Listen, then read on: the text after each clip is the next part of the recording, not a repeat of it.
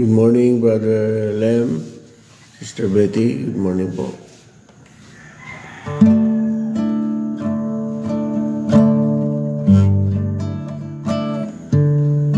Pakishare niyo po ito para mabilis makita ng iba.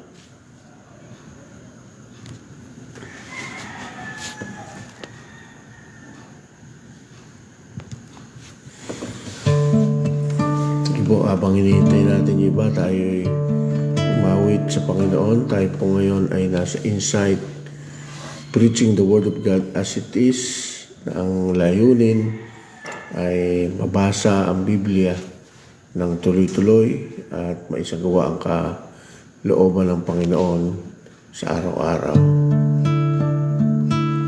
Tawid po tayo sa Panginoon. Let the first song I sing today be a praise to you. Let the melody linger all day long. Let the smile of a kindly show my praise to you, and encourage someone else to sing along. Let the first song I sing today be a praise to you. Let the melody linger all day long. Let the smile of a kindly show my praise to you, and encourage someone else to sing along. Singing praise the Lord, singing praise the Lord, singing praise the Lord, singing praise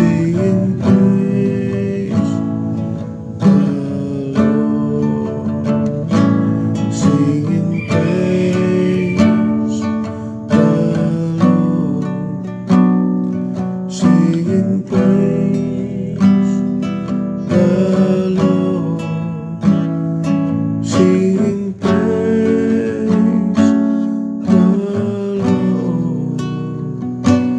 singing praise the Lord, singing praise the Lord.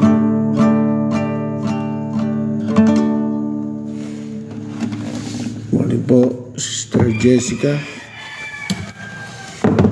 Tayo po'y manalangin. Purihin ka, Panginoon, dakilang Diyos. Salamat sa iyong kabutihan. Salamat sa kalakasan, sa pagbibigay sa amin ng pag-asa sa araw-araw. Salamat po. Lubayan niyo po kami sa oras na ito sa pag-aaral ng iyong salita na mga Panginoon magkaroon ng interes ang marami sa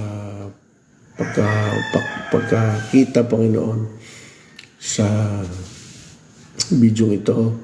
Nawa ay makinig ang marami at tumimo sa puso ang inyong mga salita.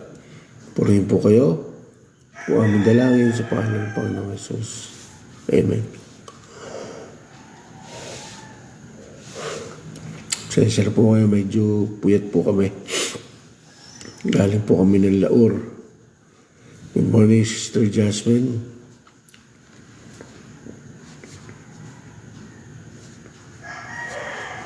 Kung kayo po may Bible,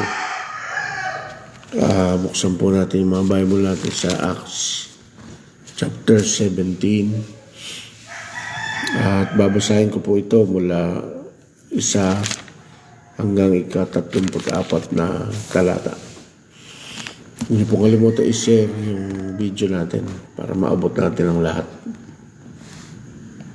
Ganito po ang sinasabi mula sa salita ng Diyos. Acts chapter 17 verse 1. Nang makaraan na Pablo at Silas sa Amphipolis at sa Apollonia, ay nakarating sila sa Thessalonica kung saan ay may isang sinagoga ng mga Hudyo. At si Pablo ay pumasok ayon sa kanyang kaugalian, at sa loob ng 3 Sabat ay nangatwiran sa kanila mula sa mga kasulatan na ipinapaliwanag at pinatutunayan na kailangang magdusa ang Kristo at muling mabuhay mula sa mga patay. At sinasabi itong Jesus na aking pinangangaral sa inyo ay siyang Kristo. Dahil kahit ang ilan sa kanila at sumama kina Pablo at Silas, gayon din ang napakaraming mga Gregong masisipag sa kabanalan at hindi kakaunting mga pangunahing babae. Subalit dahil sa inggit, ang mga Hudyo ay nagsama ng ilang masasamang tao mula sa pamilihan.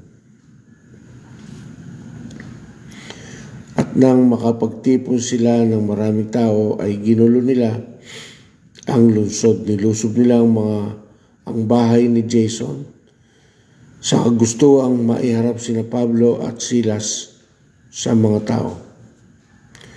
Nang sila hindi nila natagpuan, kanilang kinaladkad si Jason at ang ilang kapatid sa harap ng mga pinuno ng lungsod na ay pinagsisigawan.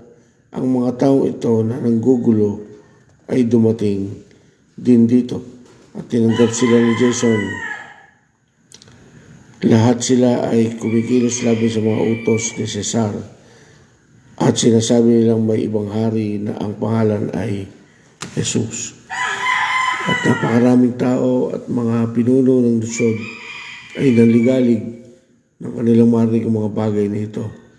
Nang sila makakuha ng piyansa mula kay Jason at sa iba pa, ay kanilang pinakawalan sila. Good morning po, Sister Michelle. Good morning po, Pastora Wilma. Ang gabi niyon ay agad na pinaalis ng mga kapatid sina Pablo at Silas patungo sa Berea. Nang dumating sila noon, pumasok sila sa sinagoga ng mga Hudyo. Ngayon ang mga ito ay higit na marangal kaysa mga taga-Tesalonica sapagkat tinanggap nila ang salita ng buong pananabik na sinisiyasat araw-araw ang mga kasulatan kung tunay nga ang mga bagay na ito. Kaya marami sa kanila ang nanampalataya kasama ang maraming babaeng Grego at mga pangunahing lalaki. Subalit nang malaman ng mga Hudyong taga-Tesalonica na ang salita ng Diyos ay pinangaral din ni Pablo sa Berea, sila ay nagpunta rin doon upang guluhin at sulsulan ang mga maraming tao. Tagad na isinugo ng mga kapatid si Pablo paalis hanggang sa dagat, ngunit nanatili noon sina Silas at Timoteo. Si Pablo ay dinala ng mga naghatid sa kanya hanggang sa Atenas at nang matanggap na nila ang mga utos upang sina Silas at Timoteo ay sumama sa kanya sa lalong madaling panahon, siya ay kanila nang iniwan. Good morning, Sister Bernice. Samantalang sila ay hinihintay ni Pablo sa Atenas, siya ay labis na nanlumo nang makita niya ang lungsod ay puno ng mga Diyos-Diyosan. Kaya't sa sinagoga ay nakipagtalo siya sa mga Hudyo at sa mga taong masipag sa kabanalan at sa pamilihan sa araw-araw sa mga nagkataong naroroon. Ilan sa mga pilosopong Epikureo at Estoiko ay nakipagtalo rin sa kanya at sinabi ng ilan, anong naisabihin ang madaldal na ito? Sinabi ng iba, parang siya ay isang tagapagbalita ng mga ibang Diyos sapagkat pinangangaral niya si Jesus at ang pagkabuhay. Verse 19, siya'y kinuha nila at dinala sa Areopago at tinanong, Maaari ba naming malaman kung ano itong bagong aral na sinasabi mo? Sapagkat naghatid ka ng mga kakaibang bagay sa aming mga tainga. Kaya ibig naming malaman kung ano ang kahulugan ng mga bagay na ito. Lahat ng mga taga-Atenas at ang mga dayuhang naninirahan doon ay walang pinagugulan ng panahon kundi ang mag-usap o makinig ng mga bagong bagay. Kaya tumindig si Pablo sa gitna ng Areopago at sinabi, mga lalaking taga-Atenas, napapansin ko na sa lahat ng bagay kayo lubang reliyoso, sapagkat sa aking pagdaan at sa pagmamasid ng mga bagay na inyong sinasamba, ay nakatagpo din naman ako ng isang dambana na may sulat na ganito, sa isang di kilalang Diyos. Kaya't ang sinasamba ninyo na hindi kilala ay siyang ipapahayag ko sa inyo. Morning, Sister Elsa Jacob Bigtas. Ang Diyos ay gumawa ng sanlibutan, at ng lahat ng mga bagay na narito. Siya na Panginoon ng langit at ng lupa ay hindi tumitira sa mga templong ginawa ng tao. Ni hindi rin naman siya pinaglilingkuran ng mga kamay ng tao na para bang mayroon siyang kailangan. Yamang siya ang nagbibigay ng lahat sa tao, ng buhay at ng hininga at ng lahat ng bagay na ito. Nilikha niya mula sa isa ang bawat bansa ng mga tao upang manirahan sa ibabaw ng buong lupa. Itinakda niya ang mga panahon at mga hangganan ng kanilang titirahan upang kanilang hanapin ang Diyos, makasakaling siya'y mahagilap nila at siya'y matagpuan bagamat hindi siya malayo sa bawat isa sa atin. Sapagkat sa Kanya tayo'y nabubuhay at kumikilos at nasa Kanya ang ating pagkatao, tulad ng sinabi ng ilan sa inyong mga makata, sapagkat tayo rin ay Kanyang supling. Yamang tayo supling ng Diyos, di marapat na ating isipin ang pagka-Diyos ay katulad ng ginto o ng pilak o ng bato na inyayuan ng husay at kaisipan ng tao. Ang mga panahon ng kahangalan ay pinalagpas na ng Diyos. Ngunit ngayon pinag-utos niya sa lahat ng tao, sa lahat ng dako na magsisi. Sapagkat tinakda niya ang isang araw kung kailan niya hahatula ng sanglibutan ayon sa katwiran sa pamamagitan ng lalaking kanyang itinalaga. At tungkol dito ay binigyan niya ng katiyakan ng lahat ng tao nang kanyang muling buhayin siya mula sa mga patay. Nang kanilang marinig ang tungkol sa pagkabuhay ng mga patay, ay nangutya ang ilan, ngunit sinabi ng iba, papakinggan ka namin muli tungkol dito. Sa ngayon mali si Pablo sa gitna nila, subalit sumama sa kanya ang ilang mga tao at nanampalataya. Isa sa kanila si Dionisio na taga-Areopago, at ang isang babaeng ang pangalan ay Damaris, at iba pang mga kasama nila. Good morning po, Sister Rosa Rochelle Sabaseda. Purihin ng Diyos. Okay, nandito na po tayo sa chapter 17 ng Gawa. At sa paglalakbay ni Pablo, dahil si Pablo ay isang misyonero, siya ay nakarating sa Thessalonica, sa Berea, sa Atenas. Ito yung mga lugar na kung saan ang mga paniniwala ay bumabase sa mga imahen na sinasamba, mga gawa ng kamay ng tao na sinasamba. Sila'y napunta roon at ipinangaral ang Panginoong Hesus na kundi siya lamang ang kaligtasan at siya ang Kristo na magliligtas ng sanlibutan, ang iniintay ng lahat upang sila'y maligtas. Ay maraming nagalit sa kanila. Hindi lang basta simpleng galit, kundi mabibigat na pagkagalit sa kanila kasi ginagawa sila ng masasama. Pinagbibintangan sila ng mga maling paratang at nagyayaya pa yung ibang mga tao ng masasamang tao para sila idiin. Pero ang Diyos ay tagapagligtas, hindi lamang sa buhay na ito papunta sa langit, kundi sa bawat araw ng ating buhay ay nagliligtas ang Panginoon.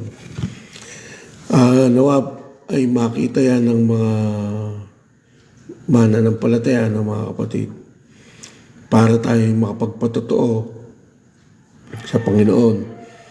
Pag dumating ang pagkakataon na tayo nakakarating sa iglesia, sa church, sa bahay-sambahan, makapagpatotoo tayo, patunayan natin na ang Diyos natin ay buhay, may ginagawa sa bawat isa sa atin. Upang makatulong tayo sa paghahayag ng kanyang salita, maipagpatotoo natin sa madla, sa church, sa mga kaibigan natin, sa mga pamilya natin, na ang tunay na dapat tinatanggap na aral ay hindi yung kung ano-anong aral, kundi yung mula sa Panginoon, na siya ang nagliligtas at ang pinagmumula ng kaligtasan ay walang iba kundi ang Panginoong Jesus na nagtuturo ang Panginoong Jesus ng mga bagay na dapat nating ikinikilos sa mga panahong ito. Hindi yung ritual na natutunan ng tao na pumunta lamang sa isang sekta ng reliyon o religion, sumapi sa isang religion, maging kabilang sa isang kahit anong religion at maisip na sapat na ito. Hindi po ganoon, kasi pag binasa niyo ang Biblia, ang itinuturo ng Biblia ay hindi ang pagsapi sa isang religion, hindi ang pagkakaroon ng katalinuhan sa mga bagay dito sa mundo, kagaya ng mga tiga-Gresya, na mga tiga-Berea, mga tiga-Atenas, na ang gusto lang nila sa buhay ay madagdagan lang ng madagdagan yung kanilang kaalaman at hindi ang mapuspos ng banal na spirito. Pero ang itinuturo ng Panginoon ay kaiba. Ang tinuturo ng Panginoon ay yung kapuspusan ng banal na spirito upang magawa ang mga bagay na mabibigat. Pero nagagawa natin sa tulong ng banal na spirito. Sa panahon ngayon, mga kapatid, sa dami ng nakapalibot sa atin ng mga impluwensya ng lipunan, impluwensya ng tao, mga pananakot sa atin para hindi magpatuloy, inahayaan na lang natin na maiwan tayo sa isang bagay na okay na yung mga ganito. Pero ang Diyos, ang gusto niya, tayo'y makihati sa kanyang pagtitiis at paghihirap. Kasi ang gusto ng Panginoon, tayo maglingkod, gumawa ng tama. Good morning po, Sister Roxanne. Kamusta po sa inyo dyan sa inyong tahanan? Naway magpatuloy ating Bible study dyan sa inyo. At mga kapatid, kahit inuusig tayo kagaya ng mga alagad, pinararatangan ng mali, tayong paapekto, magpatuloy tayo kung ano yung sinasabi ng Panginoon. Hindi ang sinasabi ng budhi lamang ng tao, kundi kung ano yung nababasa natin sa Biblia, yun ang ating sundin. Dahil ito lamang yung makakatulong sa bawat isa sa atin. At ganoon nga, nung nakarating sila sa isa pang lugar, sa Berea, Sabi dito, ang mga taga-Berea ay mas mararangal kaysa mga taga-Tesalonica. Dahil ang mga taga-Tesalonica, ang ugali nila ay makinig lamang sa usapan. Ang mga taga-Atenas ay gayon din. Pero yung mga taga-Berea ay may kakaibang ugali. Hindi sila basta naniniwala sa sabi-sabi. Hindi sila naniniwala kung narinig lang nila ang isang bagay, kung kahit kanino nila ito narinig. Hindi nila ito basta sinusunod. Ang ginagawa nila, sinusuri nila kung ano yung mga sinasabi sa pamamagitan ng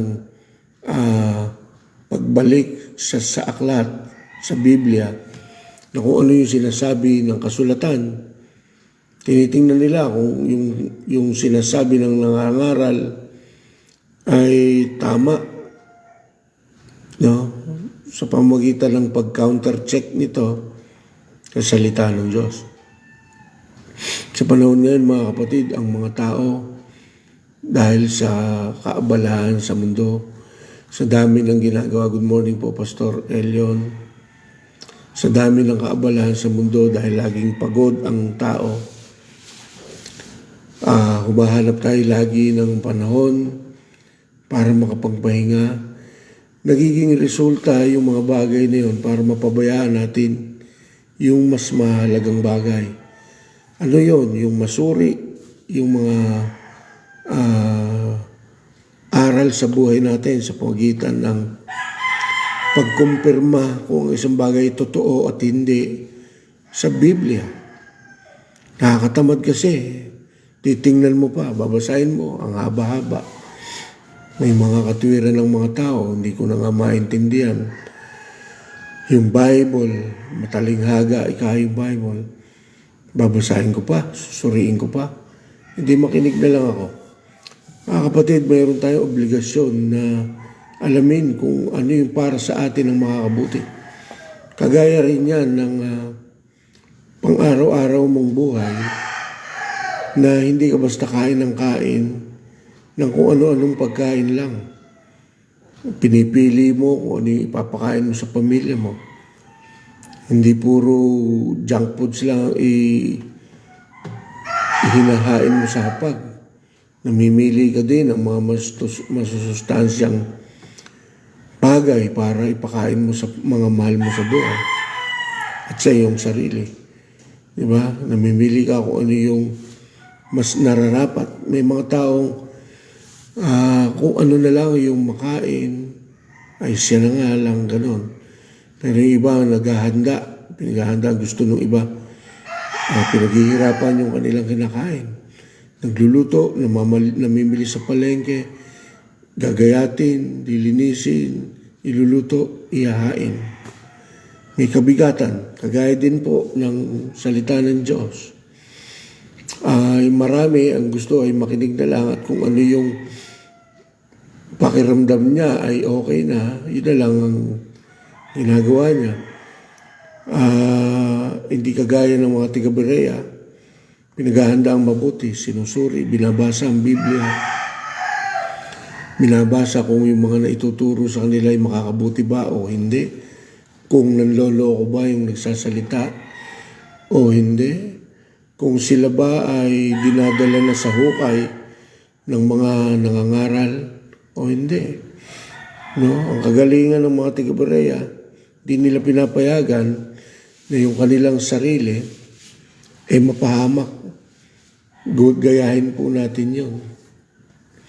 Na tayo ng mga makabagong Kristiyano, alam natin na ang Kristo ay si Jesus. Totoo, tayo ay nakalapit na sa Panginoon. Pero hindi yun nagiging dahilan para tayo maging malago. Kailangan natin kilalanin ang ating Panginoon. Nakilala natin siya sa magitan ng dahil siya'y laganap na sa pangangaral ng mga tao sa buong mundo. Maraming tumatanggap lang sa Kanya at sumasang-ayon na siya nga ang Diyos na ipinagdala sa sanlibutan at dapat sampalatayanan. naiwan tayo dun sa ganong kalagayan na naniwala lang tayo sa isang bagay na kaisipan natin na nampalataya na tayo. Pero mga kapatid, ang kalaliman ng salitang pananampalataya ay yung huwag kang madaya ng kapwa mo, na itataya mo ang buhay mo sa Panginoon dahil alam mo na tama yung kanyang iniaaral sa iyo. Mananampalataya ka sa sinasabi ng mga nangangaral dahil napapatunayan mo na yung sinasabi nila ay nakikita mo rin sa Biblia.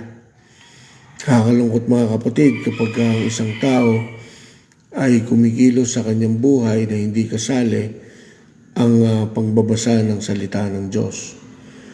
Kakalungkot, napakaabala ng tao, pero kung bakit hindi makaibigay yung pagkaabala ng kahit konti sa salita ng Diyos. Ikaw kapatid na nanonood ngayon, mapalad ka. Mapalad ka. Ang katotohanan, yung ginagawa mo na to na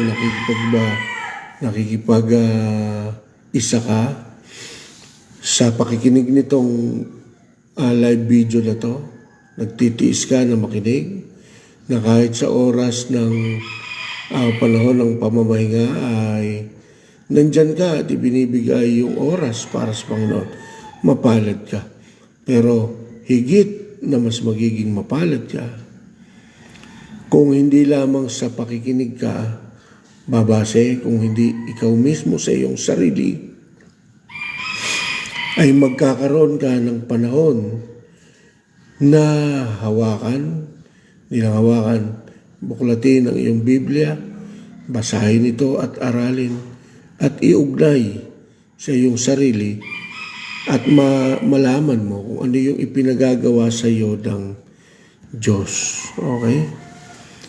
Kaya nga si Pablo sa kahit anong paraan ay laging nagsasabit, nangangaral sa mga tao dahil sadyang ang tao ay abala. Ang gusto nga ng tao ay makapakinig na lang. Sinamantala naman yun ni Pablo.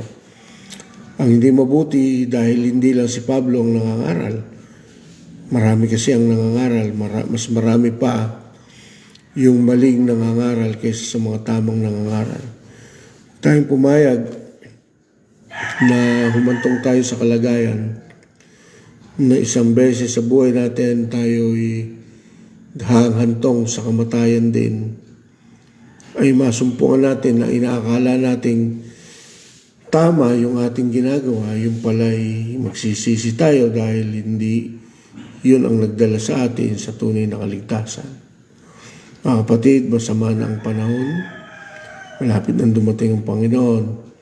Pilitin natin na mas lalong lumapit sa Diyos sa pamamagitan ng mga pagsunod sa Kanyang kalooban. Kaya nga nariyan ang church. Nandito po ang inyong bahay-sambahan. Pinagaganda ng mga naglilingkod para maging presentable sa mga dumadalo. Hindi lamang iyon. Umiisip tayo ng mga paraan para ma-enhance yung ating mga talento. Umiisip tayo ng mga paraan para maging mas madali yung pagkatuto ng mga miyembro ng iglesia, para mas madaling maintindihan ang salita ng Diyos. Umiisip tayo ng mga activities, events, para sa pagdalo ay lalong maranasan ang bawat isa yung kapuspusan na ibinibigay ng banal na Espiritu. Sa tuwing tayo pupunta sa bahay-sambahan, tiyakin natin na ang banal na Espiritu ay makapangusap sa ating bawat isa, na yung kanyang sinasabi ay tumimo sa ating puso, mapuspos tayo at magawa natin yung tunay na pagsamba sa Kanya. Good morning, Brother Dave. Kaya yun mga kapatid, ano man yung kalagayan natin ngayon sa buhay na ito, isa yung gawin natin pinakamahalaga, aralin natin ang salita ng Diyos. Basahin natin yan Para kung may mga dumating na aral mula sa ating harapan, hindi tayo mapahamak. Sa Facebook po, laganap ang nangangaral. Nagtatalo-talo ang mga nangangaral sa Biblia. Maraming ang gagaling mangusap. Maraming ang pagtiningnan mo pa lang yung piskal na anyo, may inganyo ka na parang maka-Diyos talaga. Pero ang katotohanan, hindi naman pala dala-dala. Yung tunay at pure, pag sinabing pure, hindi po nahaluan ng salita ng Diyos. No? Kaya po gusto kong mabasa natin ang Biblia, kaya natin ginagawa ito chapter by chapter. Ang ginagawa nating pagbasa para matapos natin ang buong Biblia at makabalik tayo ulit dun sa mga dapat nating basahin para matutot mainggan niya tayo na huwag tamarin na basahin. Mayroon pong mga chapters na hahaba talaga, kaya minsan nagdudulot yun sa atin para mainip tayo sa pagbabasa ng Biblia. Huwag po. Bigyan natin ng pagkakataon na mabasa ang salita ng Diyos. Sa ganung paraan, magkakaroon tayo ng paglago. Masusuri natin ang lahat ng bagay. Malalaman natin kung paano tayo kikilos ng naaayon sa salita ng Diyos.